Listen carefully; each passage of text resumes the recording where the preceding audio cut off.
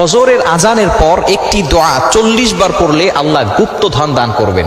আল্লাহ তাআলা আপনাকে এমন সম্পদ দিবেন আপনি কল্পনাও করতে পারবেন না। আল্লামা ইবনে তাইমিয়া রাহমাতুল্লাহ আলাইহি এই আমলটির কথা জানিয়ে দিয়েছেন। খুবই চমৎকার একটি আমল। এই ফজরের আজানের সময় কিন্তু আসমানের সকল দরজাগুলো খুলে দেওয়া হয়। এটা কি আপনারা জানেন?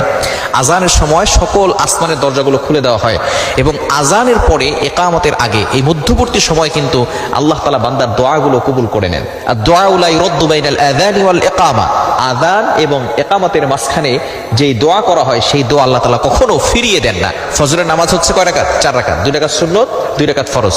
সুন্নতের পরে এবং ফরজের আগে মধ্যবর্তী সময় আপনি এই দোয়াটা 40 বার পড়বেন।